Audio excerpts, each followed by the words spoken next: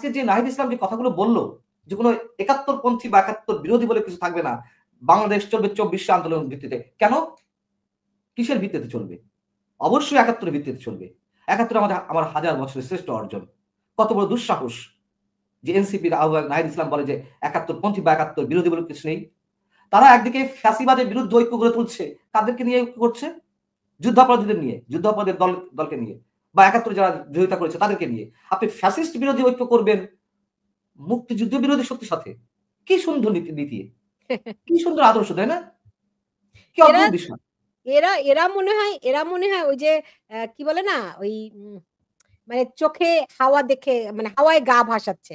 তারা বাংলাদেশের মানুষকে তো এখনো চেনে না। বাংলাদেশের মানুষ একটু বুঝতে হয়তো সময় লাগবে। কি বলে? মানুষ কি আমি বলে? একটু আগে একটা কনটেন্ট ছেড়েছি, সেখানে ওই মন্তব্যটাই করছিলাম যে এখন তো আওয়ামী লীগ মাঠে নেই। ফাঁকা মাঠে গোল দেওয়ার চেষ্টা করছে। আওয়ামী লীগের জায়গায় আওয়ামী লীগের বিরুদ্ধে যা ইচ্ছে বলার চেষ্টা করছে। পারলে বলুক তো বিএনপির বিরুদ্ধে। মাঝে তো একবার বলেছিল যে মুজিববাদ, জিয়াবাদ বলে কিছু থাকবে না। তো জিয়াবাদ বলে কিছু থাকবে না। পরে তো এমন এক অর্থে ধাওয়া খেলো, এক অর্থে আরকি। এমন কথা শুনলো, জবাব পেল, পরবর্তীতে আর জিয়াবাদ শব্দটা মুখে নিয়ে আসে না। যেহেতু বিএনপি এখনো আছে। সো আওয়ামী লীগ নেই বিধায় মুজিববাদ আওয়ামী লীগ নিয়ে কথা বলছে, ফ্যাসিবাদ দিয়ে কথা বলতে মুখে ফেনা তুলে ফেলছে। রাইট। বিএনপির বিরুদ্ধে কথা বলে দেখুক, দেখি কত শক্তি। বলুক না। এরা সাইজ হয়তো বলেছে। মনে করছে আওয়ামী লীগ আর কোনোদিনও আসতে পারবে না। এদের হ্যাঁ। কেন যেন এরকম একটা মানে অবাস্তবিক ধারণা তৈরি হয়েছে এদের। এদের কোনো আইডিয়াই নেই বাংলাদেশের আরো অনেক বিজ্ঞ মানুষকে আমি দেখেছি। তাদের অনেকেরই ধারণা যে আওয়ামী লীগ ৫০ বছরেও আসতে পারবে না। কিন্তু আওয়ামী লীগের যেই আহ বাংলাদেশে আওয়ামী লীগের যেই আ আ আ আওয়ামী লীগের রুট বাংলাদেশের মাটির গভীরে।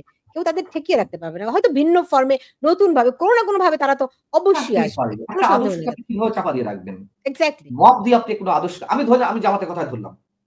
জামাতকে আপনি পছন্দ নাই করতে পারি। কিন্তু জামাত যারা করে তাদের কাছেও সেটা আদর্শ। আমরা তো এটার বিরুদ্ধে কথা বলেছি। যখন ৫ আগস্টের আগে ২রা আগস্টের দিকে ২০২৪ এ যখন জামাতকে নিষিদ্ধ করা হলো, তখন তো আমি নিজে বলেছি যে আইন করে কোনো আদর্শকে নিষিদ্ধ করা যায় না। বরং সেটি আর জঙ্গিপনায় রূপ নেয়। তো বিষয় হচ্ছে জামাত তো অনেক বিতর্কিত একটি বিষয়। অন্তত আমাদের ৭১ এর জায়গা থেকে। সেখানে আপনি আওয়ামী লীগের মতন এমন ব্যাপক গণভিত্তিক একটি দলকে আপনি যতই ফ্যাসিবাদ বলুন না কেন, তার তো সমর্থক আপনি যদি 35% ধরেন, ৬ কোটি মানুষ আছে না? না, আওয়ামী যদি লীগ ভোটার ফ্যাসিবাদী ধরেন, এভাবে করে। ফ্যাসিবাদের যে সংজ্ঞা, সেটার সঙ্গে তো এটা মেলে না। ফ্যাসিবাদের বরং এই আচ্ছা ওরা সরকারের বলছে সঙ্গে ফ্যাসিবাদ মেলে। এই সরকারের কর্মকাণ্ডের সঙ্গে না ফ্যাসিবাদের সেটা সবকিছু মেলে আরকি। শুধু আওয়ামী লীগ কর্তৃত্ববাদ ছিল। অবশ্যই আওয়ামী লীগ কর্তৃত্ববাদী ছিল আওয়ামী লীগ। আওয়ামী লীগ পরবর্তী এসে স্বৈরাচারের রূপ নিয়েছে। আমি সব ধরে নিলাম। রাইট। আর যদি ফ্যাসিস্ট হয়ে থাকে, আমি তো এটি আপনার শোতে নয়, আপনার এই টক শোতে। আমি অসংখ্যবার বলেছি, যদি আওয়ামী লীগ ফ্যাসিস্ট হয়ে থাকে, তাহলে ডক্টর ইউনূস সরকার হচ্ছে আরো বড় ফ্যাসিস্ট। আওয়ামী লীগ যদি ফ্যাসিস্ট হয়ে থাকে, তাকে ফ্যাসিস্ট হয়ে উঠতে ১৫.৫ বছর লেগেছে। আর এই সরকার ১ বছরের মধ্যে তার অনেক কিছু আওয়ামী লীগ যা করেছে, নেগেটিভ যা করেছে, তার সবকিছুকে ছাড়িয়ে গেছে ১ বছরে। তাহলে বড় ফ্যাসিস্ট কে? সেই। এবং এই কথাটা তো ডেভিড বার্গম্যান ব্রিটিশ সাংবাদিক। তিনি নিজেও তার ফেসবুক স্ট্যাটাস দিয়েছেন ঘোষণাপত্রকে কেন্দ্র করে। যে ঘোষণাপত্র আছে ২০০৮ সালের ষড়যন্ত্র নির্বাচনের মাধ্যমে আওয়ামী লীগ ক্ষমতায় এসে কর্তৃত্ববাদী ফ্যাসিস্ট ইত্যাদি হয়ে ওঠে। সেখানেও তো ডেভিড বার্গম্যান যিনি আওয়ামী লীগ সমালোচক ছিলেন, হুম। আওয়ামী লীগের সমালোচক ছিলেন। তিনিও তো বলেছেন যে এই আওয়ামী লীগ কথাই শুধু আওয়ামী সংশোধন লীগের সমালোচক না। তিনি নিজামীর আইনজীবী ছিলেন। না, ডেভিড বার্গম্যান ব্রিটিশ সাংবাদিক। ডেভিড বার্গম্যান নিজামীর আইনি পরামর্শক ছিলেন। না, তিনি তো সাংবাদিকতা করছেন। তিনি আইনি পরামর্শক হবেন না। সাংবাদিকতা তো করছেন। কিন্তু তিনি সরাসরি ডেভিড বার্গ বা সরাসরি নিজামীর নিজামীর না, পক্ষ না, না, না, নিয়েছিলেন। পক্ষ নিয়ে এক কথা। পক্ষ নিয়ে এক কথা। তিনি আইনি আইনি পরামর্শ পরামর্শক হিসেবেও কাজ না, করেছেন তার। এটি আমার মনে হয় এটি ভুল ধারণা। এটি না, ভুল ধারণা ইনফরমেশন। না। না, উনি তো আর আইনজীবী না। তিনি আইনি পরামর্শক হবেন। ডেভিড বার্গম্যান তো বিবিসির সাংবাদিক ছিলেন। জি। এবং হ্যাঁ, তো তিনি তো আর আপনি বলতে পারেন আইনি পরামর্শক হচ্ছেন আ ইয়া না, মানে আইনি পরামর্শক বলতে তিনি আ খুব স্পষ্টভাবে নিজামীর পক্ষে অবস্থান নিয়েছিলেন। না, নিজামীর পক্ষে অবস্থান নেননি স্পেসিফিক্যালি। সেখানে যুদ্ধাপরাধ যে মামলাগুলো তার যে বিচার প্রক্রিয়ার কিছু বিতর্কিত ইস্যু ছিল, কিছু অস্বচ্ছ প্রক্রিয়া ছিল। যেমন তার মধ্যে একটা স্থায়ী ক্লেমকারী, হ্যাঁ? তারপরে সুখরঞ্জন বালু যিনি আ আ আসামি হয়েছিলেন মানে সাক্ষী হয়েছিলেন দেলোয়ার হোসেন সাঈদীর, তাকে খুঁজে পাওয়া গেল না। এরকম নানা ইস্যুতে তিনি কথা বলেছিলেন। না, কথা না, না, না, বলেছিলেন না। তিনি যেই যুক্তিগুলো উপস্থাপন করেছিলেন ওগুলি খুবই পক্ষপাত দুষ্ট ছিল। আমি খুব দায়িত্ব নিয়ে বলছি। আপনি যদি না, এইটা না নিয়ে আমার কথা বলতে চান, আমি আরেকদিন আপনার সঙ্গে তথ্য উপাত্ত নিয়ে আমি বসবো। আমি আমি ঠিক আপনার আছে? সাথে কথা বলব। জি। এটা তার দৃষ্টিতে তিনি সমালোচনা করেছেন। তার দৃষ্টিতে আচ্ছা। তিনি সমালোচনা করেছেন। ওকে। এখন তো সমালোচনা সেই আমাদের মতো হয়ে গেল। এখন তো সমালোচনা এই সরকারেরও করছে। রাইট, তার মানে তিনি ফ্যাসিবাদের দোষর হয়ে যাচ্ছেন? তা রাইট। না। ওই দৃষ্টিতে মনে হয় আমাদের দেখাটা ঠিক হবে না। তার দৃষ্টিতে তিনি কথা বলেছেন। যুদ্ধাপদের বিচারের প্রক্রিয়ায় নানান ধরনের অসঙ্গতি তার দৃষ্টিতে ধরা পড়েছে, অস্বচ্ছতা ধরা পড়েছে সেটি নিয়ে তিনি কথা বলেছেন। এটি বলতেই পারেন একজন সাংবাদিক হিসেবে। এখন যেমন ঘোষণাপত্রের বিভিন্ন বিষয় নিয়ে তিনি কথা বলছেন এই সরকারের বিরুদ্ধে। এখন ঘোষণাপত্রের বিষয়ে তো আপনার পিনাকি ভট্টাচার্যও কথা বলছে, তাই না? না, এখন বিষয় হচ্ছে যে কে হার্ডলাইন এ কথা বলছে, কে জঙ্গিবাদকে উৎসাহিত দিচ্ছে, কে উদার গণতন্ত্রের পক্ষে কথা বলছে। আপনার আমার সেটি জেনারেল মানে যে কমন সেন্স সেটা দিয়ে বিচার করতে হবে। জি। এখন আপনি যার কথা বললেন তিনি তো স্পষ্টভাবে দেশে জঙ্গিবাদ কায়েম করছেন। জঙ্গিপাড়া ছড়াচ্ছেন, ওহী নাজিল করছেন। হ্যাঁ? ফরাসি দার্শনিক হয়েছেন। তো আ তার সাথে নিশ্চয়ই আমি ডেভিড বার্গম্যানের তুলনা করব না। সরি। আমি জি। আমি ডেভিড বার্গম্যানের অনেক ধরনের বিতর্ক থাকতে পারে তার সম্পর্কে। কিন্তু আমি ওই ফরাসি দার্শনিকের সঙ্গে ডেভিড বার্গম্যানের তুলনা করব না। আচ্ছা। আ ইকবাল হোসেন এটি প্রশ্ন করেছেন যে, জুলাই ঘোষণাপত্র ও ফেব্রুয়ারিতে নির্বাচনের কথা বলে জাতিকে ব্যস্ত রেখে পর্দার অন্তরালে কলিমুল্লাহ স্যার সহ, পান্না ভাই সহ আপনার কথা বলছে, আরো অনেককে দমনের ষড়যন্ত্র চূড়ান্ত হয়ে গেছে। এটা কি পান্না ভাই জানেন? না আমাদেরকে দমনের চূড়ান্ত সিদ্ধান্ত বা চূড়ান্ত অবস্থা আমি আসলে জানি না। তবে আমি যে ধরনের খবর পাচ্ছি নানান মাধ্যমে উদ্বেগজনক খবর, আ উৎকণ্ঠা তো আছেই এবং ধরুন আপনার সাথে কথা বলতে যদি আমাকে আ কোনো এক ফেক মামলায় জড়িয়ে অ্যারেস্ট করে নিয়ে যায়, তাতে অবাক হওয়ার কিছু থাকবে না, প্রস্তুত আছি। তাই বলে কণ্ঠ নামানো যাবে না। তাই বলে কণ্ঠ আ অবদমিত করতে পারবে না। এটুকু স্পষ্ট ভাষায় উচ্চারণ করতে চাই। সেরকম যদি হয়, সেরকম যদি হয়, তাহলে আমার দর্শকদের জন্য কিছু বলে যান। যদি আল্লাহ না করুক, যদি এরকম আচ্ছা, পরিস্থিতিতে হয়, আপনি না কোন বিষয়টি সুযোগই হচ্ছে কি পেলেন না। রাইট? হ্যাঁ, বিষয়টি হচ্ছে কি এরকম কিছু ঘটবে ডেফিনিট করে বলা যাচ্ছে না। আবার কিছু ঘটবে না, তাও বলা যাচ্ছে না। যেহেতু ঝুঁকির মধ্যে দিয়েই কাজ করতে হচ্ছে। আমি শুধু একটি কথা বলব। দেখুন সাংবাদিকতা করছি, অনেকে তো করার জন্য করে।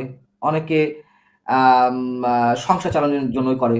পেশাদারিত্বের জায়গা থেকে অনেকে করে। নানান ধরনের ডেফিনিশন থাকতে পারে, নানান ধরনের কারণ থাকতে পারে। যদি রিয়েলি কেউ সাংবাদিকতা করতে চায় বা যারা করছেন, আমি মনে করি অন্তত সত্যটুকু উচ্চারণ করতে হবে। দেখুন আপনি মুসলমান, আমি মুসলমান। কে কতটুকু ধর্ম পালন করি কি না করি সেটি ভিন্ন কথা। কিন্তু বেসিক জায়গাটা তো আমরা তো সৃষ্টিকর্তায় বিশ্বাসী, তাই না? এবং আমি তো এটুকু মনে করি যে সৃষ্টিকর্তার ইশারা ছাড়া কোন কিছুই সম্ভব না। আর মৃত্যু সে তো অবধারিত। যে আপনার সাথে কথা বলছি, কথা বলতে তো আ আমি যে লাইনটা ডিসকানেক্ট করব, লাইভের মধ্যেই তো দেখা যেতে পারে যে আমি হার্ট অ্যাটাক করে মারা যাচ্ছি। আপনার সামনেই হয়তো আমি হার্ট অ্যাটাক করে মারা যাচ্ছি। হতে পারে না? অস্বাভাবিক কিছু না। মাঝে একটা ফেসবুকে একটা ভিডিও ভাইরাল হলো না? যে একজন সরকারি অফিস কর্মকর্তা তিনি চেয়ার থেকে উঠতেই লুকিয়ে পড়লেন। সো মৃত্যু কার কখন কোথায় হবে এটা কেউ বলতে পারে না। আমি মৃত্যুর সঙ্গে এইজন্য এক্সাম্পল দিচ্ছি। আর আটক, অ্যারেস্ট এগুলো কোন ছাড়। এগুলো কিছুই না। তো যদি মৃত্যুও আসে, সত্য উচ্চারণ করতে হবে। আমি একমাত্র সৃষ্টিকর্তাকেই ভয় পাই। তার উপরে ভরসা করে চলি। আমার নীতি, নৈতিকতা, সততার উপরে ভরসা করে চলি এবং ওটাই আমার পুঁজি। এর বাইরে যদি কিছু হয়, মনে করব এগুলো আমার পাওনা, ওটা আমার পুরস্কার এবং শুধু আমি কেন, শুধু আপনি কেন, অন্তত আমাদের সাংবাদিকরা দালালি তো করেছে। আওয়ামী লীগের সময় দালালি করেনি? অবশ্যই করেছে। এখন দালালি করছে না? অবশ্যই করছে। এখন দালালি তো আরো বেশি বেড়েছে। সেম সিনারিও তো। আওয়ামী লীগের সময় কিছু মানুষ হাত কচলাতে প্রধানমন্ত্রীর সামনে, সাবেক প্রধানমন্ত্রীর সামনে যে ধরনের বয়ান দিত, আমাদের তো লজ্জায় মাথা হেট হয়ে আসতো। এখন কি তার চেয়ে কম হচ্ছে? এই ১ বছরের মধ্যে কত ধরনের সাংবাদিক তারা পুরস্কৃত হয়েছে। কোথায় পোস্টিং নিয়ে কোথায় কে গেছে আমরা জানি না। কে কোন স্টেশনে কার পদের জায়গায় কে ঢুকছে আমরা জানি না। কাকে বিতাড়িত করা হচ্ছে। আমি আপনাকে বলি, আমি আমাকে দিয়ে বলছি। আওয়ামী লীগের শেষ ১০ বছর আমাকে বিভিন্ন গোয়েন্দা সংস্থা কাজ করতে দেয়নি। বিভিন্ন স্টেশনে। কোথাও গেছি ৬ মাস ১ বছরের বেশি কাজ করতে পারিনি। কেন ওই যে একটা এক্সাম্পল দিচ্ছিলাম ১ম এ? একটা এক্সাম্পল দিচ্ছিলাম যে কেন প্রধানমন্ত্রীর জন্মদিনের বিষয়টা আমি মানে ১ নম্বরে নিয়ে আসিনি। তাও আমি ৪ নম্বরে শিরোনাম করেছিলাম। ৪ নম্বরে। কেন ১ নম্বরে করিনি? এটা বিশেষ একটা গোয়েন্দা সংস্থার জেরা মুখে পড়তে হয়েছিল। তারা আমার সবকিছু নিয়ে আমার ওই স্টেশন আমি তখন চিফ নিউজ এডিটর এর দায়িত্বে। ওই টেলিভিশনের মালিক কর্তৃপক্ষের কাছে দিয়ে এলো। আমাকে বলা হলো যে আপনি এটা কেন করলেন? আমি কেন করলাম? আমি একজন জার্নালিস্ট, আমি একজন নিউজ পারসন, আমার কাছে যেটা মনে হয়েছে, কোনটা নিউজ কোনটা না।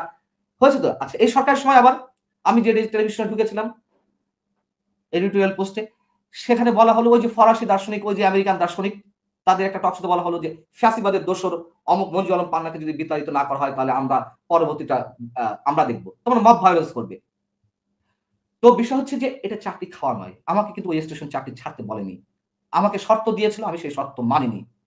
আমাকে অপশন দিয়েছিল যে হয় এটা তুমি থাকো, বাট এটা করতে হবে। নো, প্রশ্নই ওঠে না কোন ধরনের আপোস করার। কি করতে বলেছিল আপনাকে? এটা বলতেই হবে। না, তা না। বলার মতো হলে বলতে আচ্ছা, পারেন। মনে করুন ওইখান থেকে ওই টক শো থেকে এই যে সব দার্শনিকরা, বিদেশি দার্শনিকরা বলছিল যে আমি কোন কাজ করি, আমি আসলে সাংবাদিক না। এসব নিয়ে না আসলে না কথা বলতেও ঘেন্না বোধ হয়। দাসত্ব করব না। আমি দাসত্ব করার জন্য আমি যেখানে ফ্রিডম নিয়ে কথা বলছি, আমি তো সেইটা আমি বন্ধ করব না। সো আমি বললাম ঠিক আছে, ওকে ফাইন, আমি কুইট